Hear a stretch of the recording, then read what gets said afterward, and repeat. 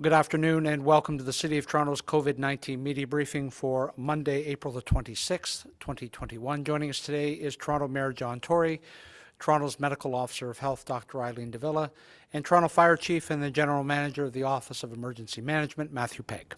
Mayor Tory? Well, thank you, Brad, and good afternoon. Our Team Toronto effort to roll out COVID-19 vaccines is continuing, and I want to thank everyone involved in this citywide effort to get people vaccinated. More than 1,072,976 doses of vaccine have now been administered within the City of Toronto. Even with the limited vaccine supply we have right now, we have vaccinated more than 1 in 3 adults in Toronto. We are making progress, and that progress must continue. So thank you to our hospital and healthcare partners, our pharmacies, our doctors, and all the community agencies working with us to get shots in arms across the city, and making sure through our Team Toronto sprint strategy that we are getting shots in arms in our hottest of hot spots. That's why we brought in the sprint strategy, to help get thousands more people vaccinated each week in the neighborhoods where we know COVID-19 is raging disproportionately at this time. Dr. de Villa will detail today the real impact this strategy is having and the dramatic improvement in vaccine rates we are seeing in hotspots exactly as intended. The M3N hotspot, which, for example, includes the Black Creek neighborhood, improved the most out of all 13 Team Toronto hotspots, with vaccination coverage, at least 1 dose, improving from 8.3% as of the 1st of April to 35.8% as of April 22nd. That shows a plan that is working with much left to be done. This was across all age groups, but especially in the 16 to 24, 60 to 64, and 80 plus age groups. We heard encouraging news this morning at the city's command team meeting about the vaccine supply. Vaccine doses are on the way, and this will mean in coming weeks more appointments available in our city-run vaccine clinics and more doses going into the hotspot neighborhoods. But while that is indeed encouraging news, we know this week, as Chief Pegg will detail, we are in somewhat of a vaccine valley. In short, we have significant vaccination capacity which will not be able to be fully utilized because available supply does not allow for it. This makes it all the more important right now that we are putting the limited vaccine supply we do have from the other governments in areas where it is needed the most and where it is going to do the most good in terms of overall public health. In speaking to many people over the weekend and reading my email, there are a couple of questions asked most frequently which I will attempt to answer, as all of those people unanimously are seeking greater clarity. Why are there lineups and not appointments at mobile and pop-up vaccination clinics? And how can we move to have less confusing age limits in different vaccination settings? We are sending all the vaccine that we can to the hottest hotspots so that people 18 plus can get vaccinated through mobile and pop-up clinics in the areas hardest hit by COVID. These allocations are based on hard data and the best available evidence as to where limited vaccines can be used most effectively to stop the spread of this virus.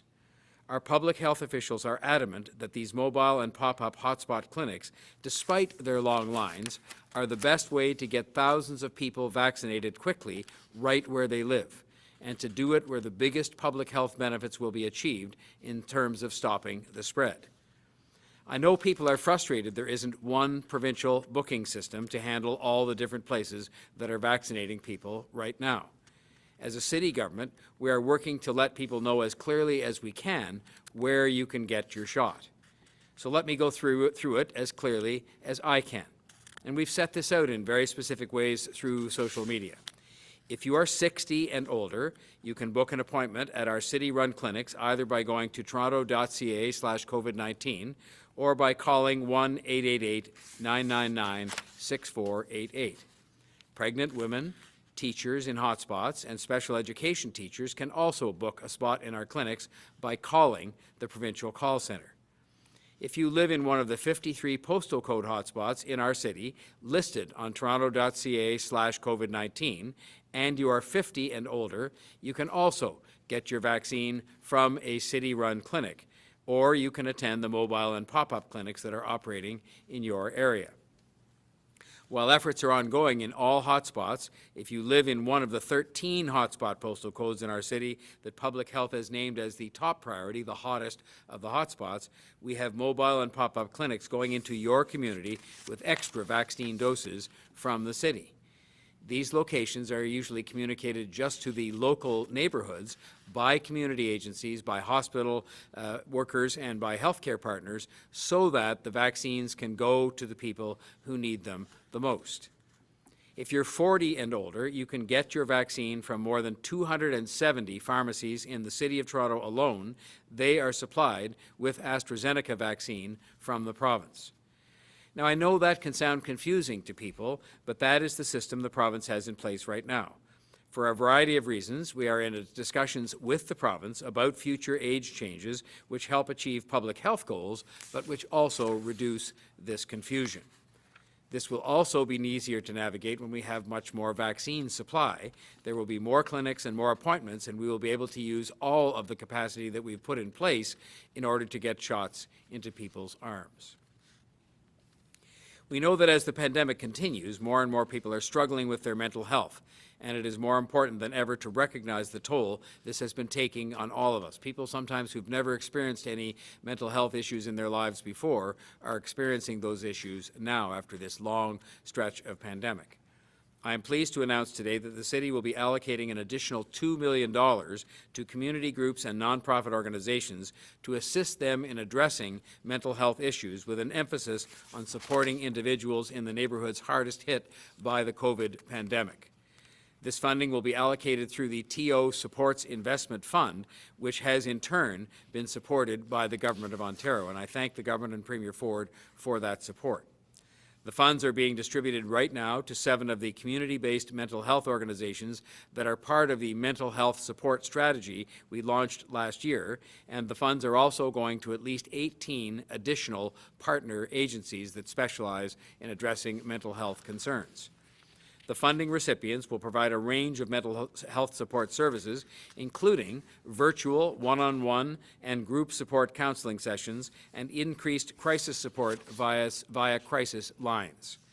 Toronto residents can access this free 24/7 mental health support from the safety of their own homes through text, online, or by phone, simply by calling 211 or visiting 211toronto.ca.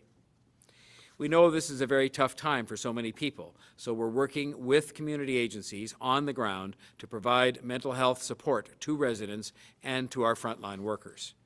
I want to highlight the fact that specific mental health resources have also been mobilized for frontline workers as part of the city's mental health support strategy, and this help is also accessible by calling 211. Supporting our residents through this challenging time is not something that the city can do on its own. And so we do continue to partner with some great organizations and community-based agencies to ensure that residents have access to the social services they need. And those partnerships have been absolutely indispensable. Please remember, if you are feeling worried or stressed during this time, these are normal reactions to this unprecedented situation. As we've heard the Chief and others say, it's okay not to be okay. And there are supports available for you, and we urge you to take advantage of them if you feel the slightest need to do so. I'm also announcing today that our first weekend of active TO road closures in 2021 will be this coming weekend, May 1st and 2nd. The first weekend closures last year were in place for the May long weekend, making this year's start almost 3 weeks sooner. City staff will be closing Lakeshore East between Leslie Street and Woodbine Avenue, Bayview Avenue between Front Street East and Rosedale Valley Road, River Street between Bayview Avenue and Spruce Street. City staff continue to work on finding sensible and practical ways to include the much-loved Lakeshore West closure in this year's active TO program. Stay tuned.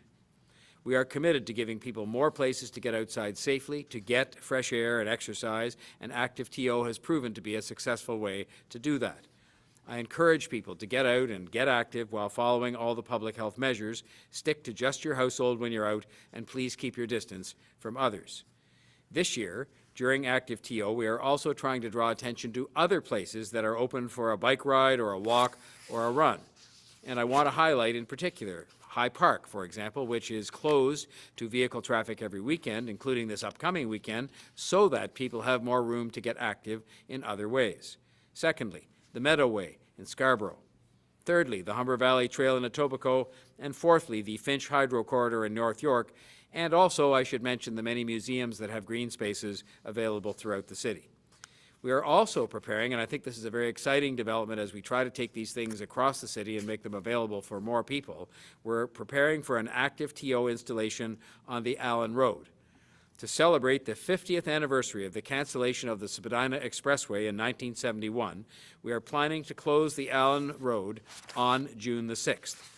We are working to bring active TO to different parts of the city, and this will be a good trial of an expansion of the program beyond downtown and the waterfront. I want to thank local councillor Mike Cole for bringing this idea forward. I sensed that the city was a bit quieter this weekend, and that reduced level of activity and contact, wherever possible, together with our robust vaccination program, those two things are key to getting us through this devastating third wave.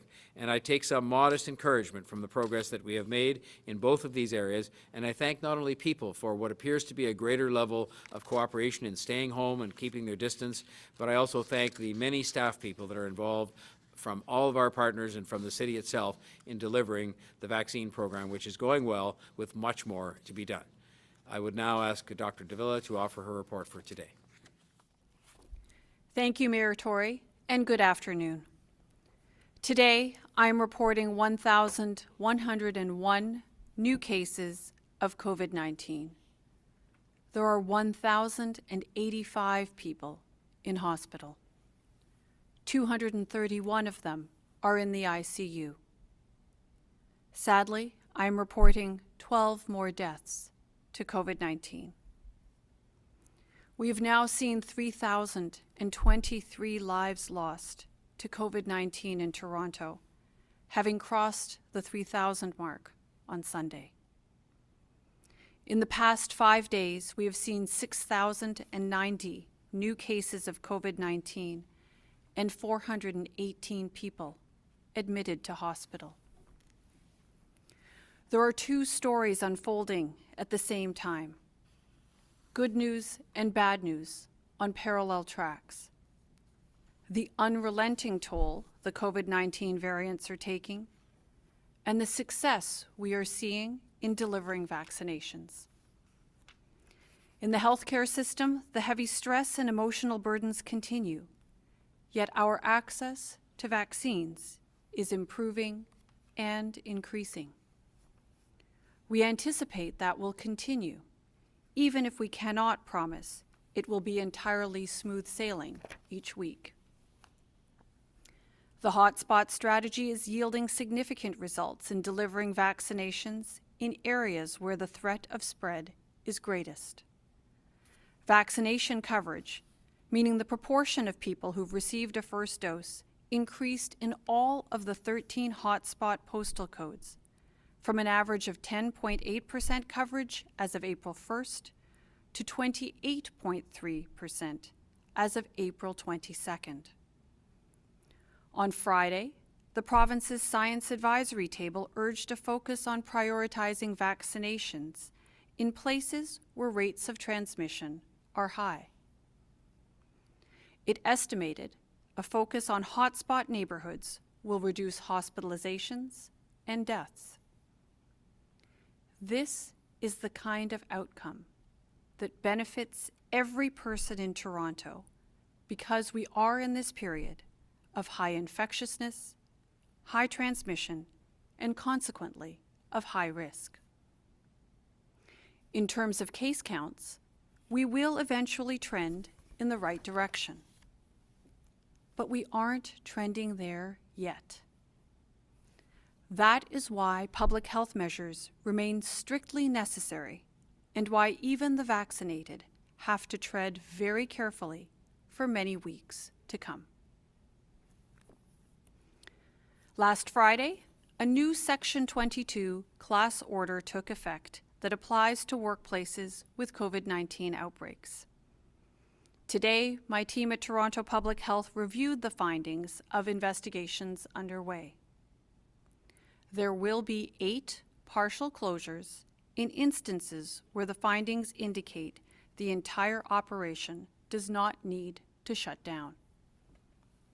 There will be 4 full closures. Instructions to these organizations are underway today. Once they have received written notice, the instructions require immediate action. At that point, we will provide the names of the enterprises directed under the order. We will begin to post business closures later today after they have been properly notified. After today, we will update business closures each Thursday on our dashboard, when we also publish the status of workplace outbreaks, unless there are circumstances where we need to provide public notification. I hope people find reassurance in the existence of this order. It is meant to reduce risk on a carefully applied basis. Any application will be the result of what the public health investigation provides. In that respect, there is a distinction between risks as it pertains to workplace closures versus public exposure that's worth clarifying. Remember last fall that we issued public advisories in cases where people needed to know they may have been exposed at a place of business. When there is a risk of public exposure, we will continue to make those announcements. We've been fortunate that the measures in place have prevented that need for some time now.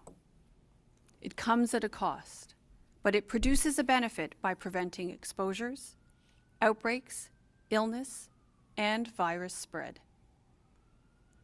The purpose of the new order is to separate people who may be infecting each other throughout the duration of the workday and then taking those infections home, which under the stay-at-home order is where most people should be spending the majority of their time these days when they can.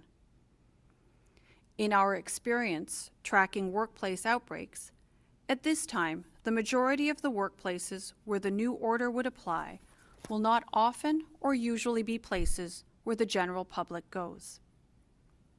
So the priority, the real difference the order seeks to make, is in getting employees apart first and reducing the threat of subsequent spread and serious illness to their families and those they see regularly where they live.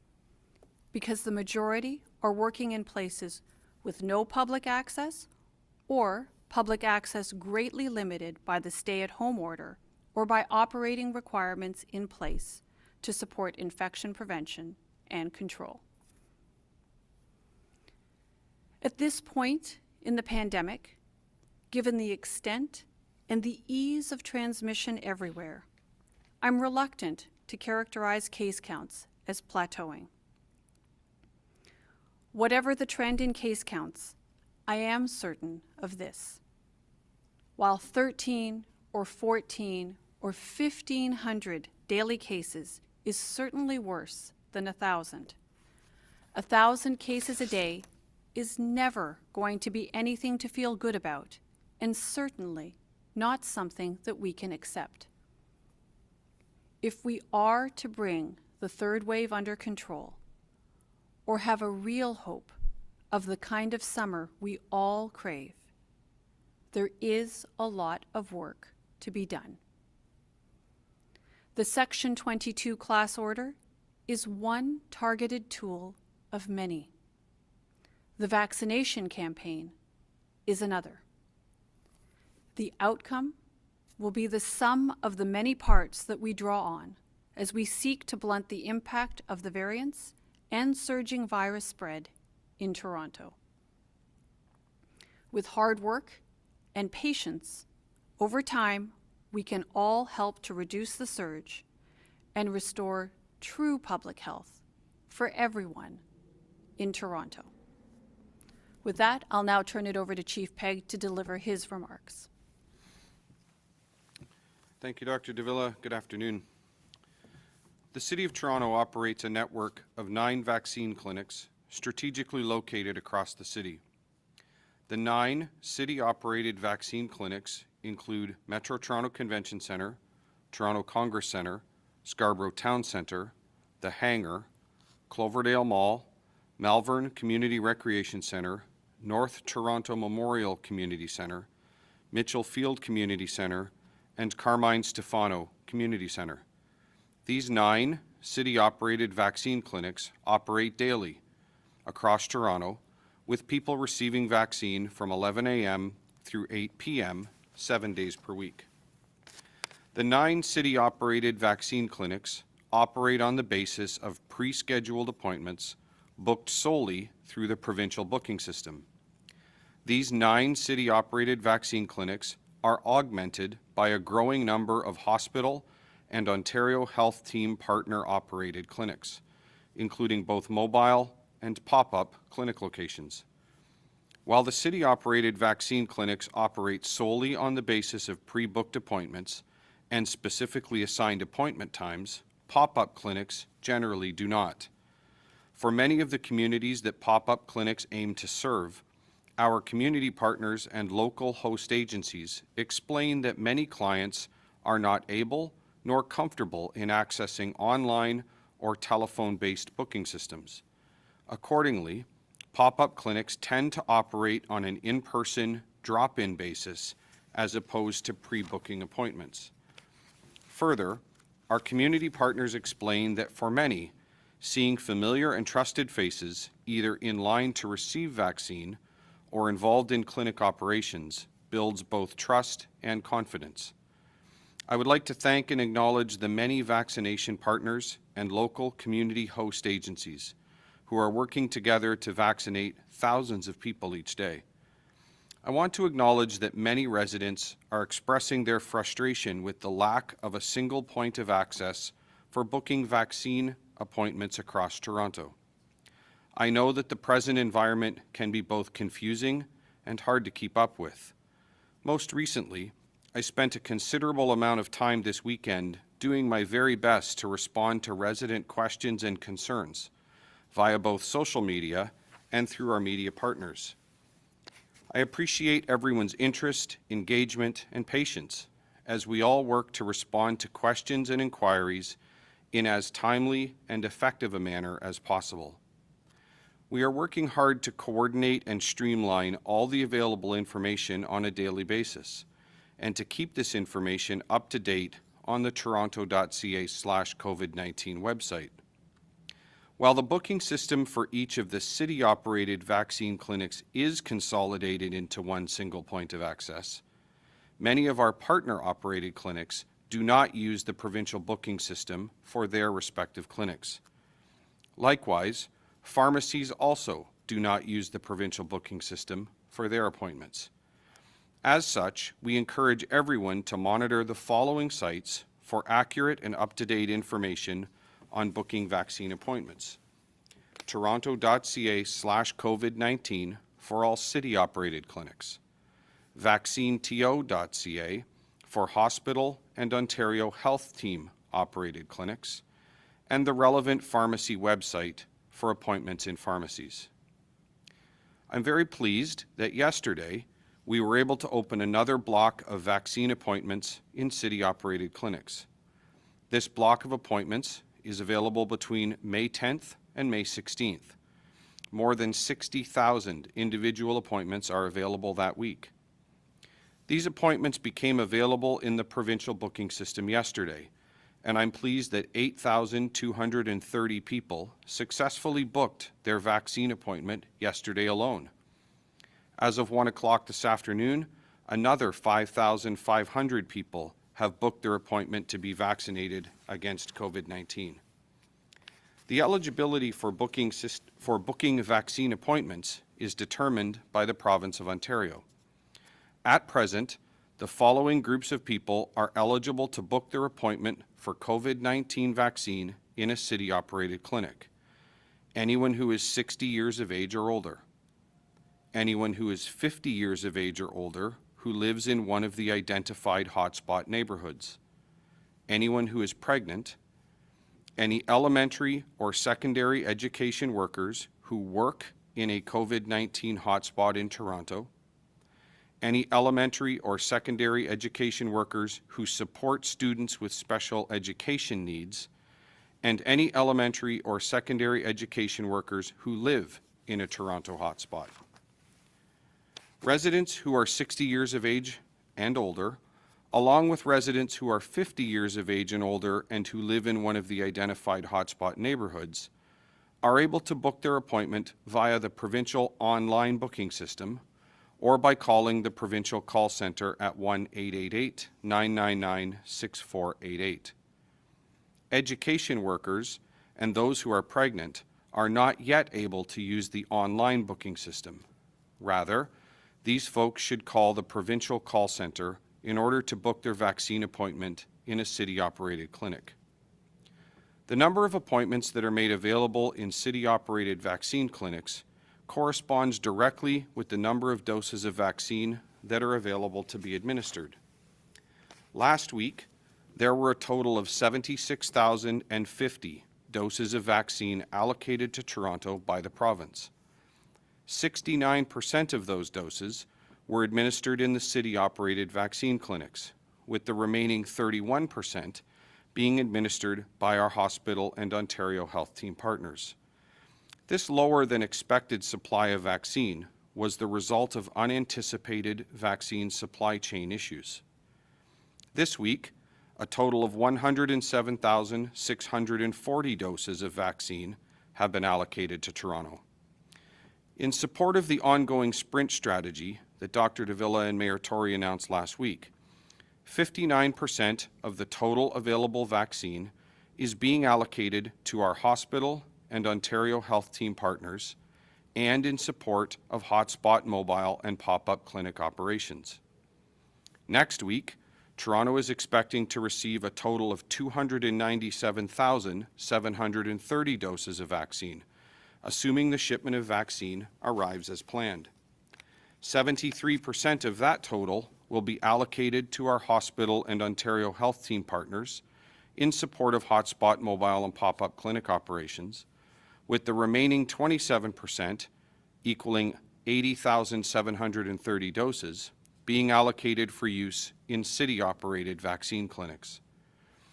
The Province of Ontario determines eligibility and sets the parameters for booking appointments via the provincial booking system. We are in ongoing discussions with our provincial counterparts with respect to opening the provincial booking system to a wider group of residents. While those details have yet to be confirmed, we expect that the eligible age ranges will again be lowered moving forward. As vaccine availability begins to increase in May, we are prepared to both expand the number of appointments that are available in city-operated clinics, as well as to increase the number of doses of vaccine that our hospital and Ontario Health Team partners are able to deliver via their mobile and pop-up clinics as well. These mobile operations will be supported by our expanded mobile operations teams, comprised of paramedics, firefighters, and physicians, working under the leadership of Toronto Public Health and the Sunnybrook Centre for Pre-Hospital Medicine, and in collaboration with our Ontario Health Team partners. This will further assist some of our most vulnerable residents, such as those experiencing homelessness, those who rely on our shelters, drop-in centres, and those living outdoors. Our Ontario Health Team partners, in collaboration with Toronto Public Health, will determine the locations that our expanded network of mobile teams will serve, along with the means by which each mobile clinic will be scheduled, booked, and communicated. This will ensure that we are best able to meet the unique needs and circumstances of each specific neighbourhood and population that we serve. Thank you for all that you do to help stop the spread of COVID-19 in our city. In closing, please continue to monitor toronto.ca/COVID-19 for the most up-to-date information on immunization in Toronto. Thank you. Thank you very much, Chief. Before we go to questions, just a reminder to please unmute yourself so we can hear your question, and we'll go first to John Chidley-Hill from the Canadian Press. John, go ahead. Good afternoon, everyone. My first question is for Mayor Tory. and maybe Dr. de Villa will have some thoughts on it as well. Earlier today, Provincial Health Minister Christine Elliott said that the province is considering allocating 50% of its vaccines to hotspot neighborhoods. That would, of course, include several postal codes in Toronto. And I was wondering how you feel about that proposed idea. Well, when I met with the mayors from the entire region today, the Greater Toronto and Hamilton area, this was one of the things that we suggested, was that there should be further efforts made to allocate even more vaccine to the hottest of hot spots. And this would be consistent with that, so that if the minister does that, I think it will be a good thing in terms of the benefits that we can produce from that allocation, in terms of reducing the spread and addressing the problem where it's at its most acute. And it's consistent with science advice that we've all been receiving. So in that sense, I think it's something that's entirely defensible and the right thing to do. And my second question is just John, I for think Dr. de Villa, hang on, Secretary John, Dr. de Villa wants to add something. Sorry, John, you were on to the next question, but I just wanted to add to the mayor's comment that certainly following the evidence and the advice that's coming from the science is the right thing to do. I do think that we have seen the Science Advisory Table provide their assessment of the literature and the evidence that exists, showing that actually prioritizing those hotspot neighborhoods can be seen to have the greatest impact in terms of reducing hospitalizations and deaths, and that's certainly something I think we can all get behind. Mm-hmm. Thank you for sticking with me, Dr. de Villa. My second question for you is, you mentioned that there's going to be a total of 12 closures announced later today of workplaces, 8 partial or full. I was wondering, are you surprised that at that number of workplaces that will need to be closed in some capacity? And what kind of impact do you think this will have on Toronto's infection spread? So, John, it's a new process that we're undertaking. I think we're all learning as we're going through. Didn't really know what to expect out of the gate, but certainly are hoping that it's this kind of targeted measure in concert with others, people following the self-protective behaviors, people sticking by the stay-at-home order as much as possible, and of course for people to go and get vaccines as soon as their turn comes up. It's the whole suite of these activities that we're hoping will make the difference, help us reduce the surge that we're seeing now, bend that curve, and really get us to the other side of this pandemic. So we're looking forward to seeing how our public health measures taken all together hopefully have that effect sooner rather than later. Okay, thank you, John. We'll go next to Matt Bingley from Global News. Matt, go ahead, please. Hi, good afternoon. Dr. de Villa, I'm just wondering if you could just explain a little bit more the difference between a partial shutdown and a full shutdown of those businesses that are being under the Section 22. Sure, Matt. I'll do my best to do that, recognizing that each circumstance will have its own unique characteristics and findings, and it will depend on the specifics of the investigation. But the notion here is to try to focus the application of the order in a manner that actually reduces the risk. And I think the way I would describe it is that, it right sizes the solution or the application of the order to the circumstances that you see. So there's an investigation that has to occur in the case of these workplace COVID-19 outbreaks and clusters. And what happens is that the investigator understands and works with the workplace to figure out what's happening, tries to determine where the transmission seems to be occurring. And if there is a particular area that's affected, sometimes it's a section, sometimes it's a team, sometimes it's a shift. If the action that's required in order to reduce the public health risk and the risk of transmission, it can be that specific or that focused, then that's exactly what we're going to do. If, on the other hand, the nature of the investigation is such that there is evidence of a broader transmission risk happening, then that's the kind of thing that will lead to a full closure. Or if in fact the physical space or the layout of the workplace is such that the whole place is affected, then of course that would also require a full closure. The point here is to try to provide the most focused application of public health tools in order to address the risk that's seen in that workplace.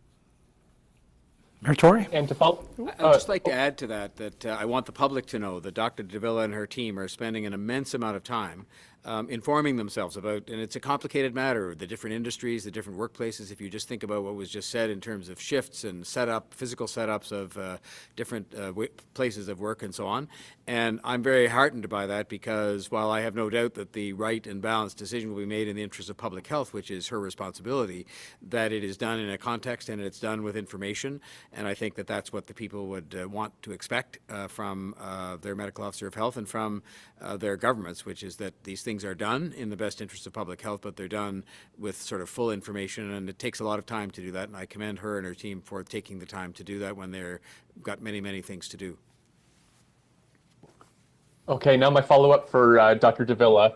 I'm just wondering, I know you're not releasing the names yet until you serve them with the notice, and I know this is a relatively new procedure that you're working with, but I'm just wondering if there's anything that you can sort of reveal to us through the course of the investigations over the weekend of trends or even patterns that you're noticing with the businesses that are affected by the closures in the 12. Are these repeat offenders? Are they ongoing outbreaks? Could you just elaborate a little bit more about what you're seeing there? So, Matt, I don't know that I can provide you with a fulsome answer to your question. I will tell you this. The investigators working on these situations are doing their very best to appreciate the circumstances in the workplace and are really focusing on reducing the risk of transmission within those settings. So that's first and foremost their concern. We'll look forward to understanding, are there patterns or lessons that we can learn? Because that's exactly what we've been doing throughout the entire pandemic, observing what our investigations reveal, and then using those lessons learned and the findings from investigations to help businesses inform themselves to ensure that we're using the best infection prevention and control practices. Because at the end of the day, what we're trying to do in public health is actually prevent from transmission risk from happening in the first place. So, as we become more skilled in this new practice, we'll certainly use our findings from investigations to inform our own investigations and as well to help our businesses implement infection prevention and control measures to stop transmission risk from happening in the first place. All right, thank you. We'll go next to Mark Douglas from 680 News. Mark, go ahead, please. Thanks, Brad. I think I've unmuted this properly. You have. So question for Dr. de Villa. Thank you. Question for Dr. de Villa. Between the 8 partial and the 4 full closures, how many workers are impacted here? And when you consider whether or not to impose one of these Section 22 closures, do you have any option? Is there any room or wiggle room to consider the mental health aspects of what it would mean for the affected workers to send them home, and they're going to lose some wages, they're going to be idle for 10 days. I don't know if that is something that you even have the option to consider, but if you could speak to that, a particular problem, that would be great. Thank you. So, Mark, thank you for the question. I think that I don't have the specific numbers on the numbers of, workers that are affected by these closures at this point. I'm sure we will, over the course of the investigation, come to appreciate that shortly. I would say this. When it comes to making these kinds of decisions, and when it comes to exercising authorities and powers under existing legislation, I can only assure you that we do so very, very carefully. Our goal is to reduce transmission and to reduce the risk posed by COVID-19. And, I've had the opportunity to, address a number of questions, and appropriate questions, raised by members of the public. The notion here is that we're really trying to stymie COVID-19 spread. The idea is not to create new problems for people to the extent that that can be avoided. So our sincere hope is that in doing this, we are able to control risk sooner rather than later, that we are able to use the findings from our investigations to better support our work to reduce risk, but as well to better support employers, businesses, and other organizations throughout the city so that they too can work with us towards controlling COVID-19 spread. I mean, there's no question that we all appreciate that bringing COVID-19 transmission under better control is not only good in terms of limiting the direct impact of COVID-19, but also has clear health benefits insofar as we can start to more rapidly resume regular activities, including regular business operations, as soon as possible. Thank you. Dr. de Villa, a follow-up question then, not so much a follow-up, but on a different topic, if I may. Sunnybrook Hospital has dedicated 10 beds in a mobile unit to ICU care, and at least one patient has now been admitted.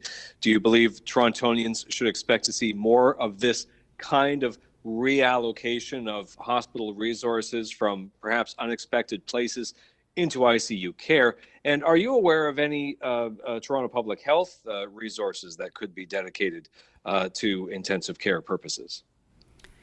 Well, Mark, I think that first and foremost, I will commend my colleagues within the healthcare system for the incredible work that I know they are doing to provide the best quality care to all comers at the acute care system, whether it's for COVID-19 related issues or all the other medical issues for which people seek and need acute care. I've spoken to a number of colleagues that work in clinical medicine, that work in hospitals and in the various parts of the healthcare system, a little different from public health. I know how very exhausted they are, and I would tell them that the entire team at Toronto Public Health is sending them good wishes, as well as good wishes, I should say, to those who are actually receiving care, and are certainly working as best we can to try to prevent more cases from emerging as much as we can. With respect to what resources we might be able to provide to intensive care units, again, public health practice is rather different from acute care practice. We certainly are supportive and seek to do our best work. Our best support, really, for healthcare is for us to prevent cases of COVID-19 to the greatest extent possible. That, I think, is our major contribution. But of course, if we are all part and parcel of the same health system, and are eager to help in whatever way we can to address some of the heavy burden that is being felt by our healthcare partners. Thank you. We'll go next to Natalie Johnson from CTV News. Natalie, go ahead, please. Hi, everyone. My first question is for Dr. de Villa, and maybe Mayor Tory wants to weigh in as well. I'm wondering if you can speak to the issue of vaccine clinics in workplaces. The province announced 2 weeks ago that workplace clinics would be part of the hotspot immunization strategy, but my understanding is Toronto is not actively looking at approving workplace clinics right now because of supply constraints. So what can you tell me about that, and why the strategy to not divert some of the existing supply to essential workplaces? So, Natalie, thanks for that question. You're quite right. Supply is a major challenge at this point in time. And in keeping with the advice of the Science Advisory Table, the Provincial COVID-19 Science Advisory Table, we have been directing the resources that we do have towards hotspots. Exactly, you heard the mayor speak about our hotspot strategy. You heard me mention that as well. And the advantage that there is to having this hotspot strategy, first and foremost, it's supported by the evidence as articulated by the COVID-19 Science Advisory Table. And I would further say that it provides us access to essential workers. So vaccines are being provided to essential workers in those neighborhoods where they live. And the bonus to that is that we are then simultaneously able to provide that protective benefit of vaccination to those with whom they live, right? So it's essential workers and their households that are being covered through the current approach. Of course, as supply becomes more available, we can then start to explore what other avenues there might be that we would pursue to help get vaccine to essential workers all around the city. I should just add to that, Natalie. I think you'll be aware of the fact that we did indicate our intention to pilot in a couple of workplaces, but this is really, again, constrained by supply. I think the model that they're using in Peel is interesting, and we might want to take a look at that, but all of this is predicated on having adequate supply, and for the moment, I think we've made it very clear that our priority has to be on the hottest of the hot spots. We're making huge progress with that, as evidenced by the numbers that we've talked about today, and we'll continue to do that, but we did indicate we would explore workplace vaccination when supply permits and when we can find the right way in which to do that. Thank you. My follow-up is a question for my colleague Mike Walker, who wants to know, for the areas that have been deemed hotspots but still have not had any sort of large-scale vaccine pop-up clinics, when can residents expect ramped-up pop-up clinics or mobile clinics in those areas? So, Natalie, you won't be surprised to hear that our ability to provide a greater number of pop-up or mobile clinics as part of the Team Toronto vaccine campaign is going to be dependent on vaccine supply. There's no question that we are seeing benefits from the hotspot strategy. The mayor just referred to that, and there's lots of capacity within the system. So capacity isn't the issue. Right now, it is a question of getting appropriate and adequate vaccine supply in order to allow for us to be able to deliver more vaccines to more neighborhoods and hopefully to get us to the other side of this pandemic sooner rather than later. All right, thank you. We'll go next to Dave Ryder from the Toronto Star. Dave, go ahead, please. Hi, all. First question for Dr. de Villa, and I'm hoping to sort of wrap two little ones into the same because it's the same topic, is on the full and partial closures, is there any estimate on how long they will be? In other words, what do you need to see, or is it a certain number of days?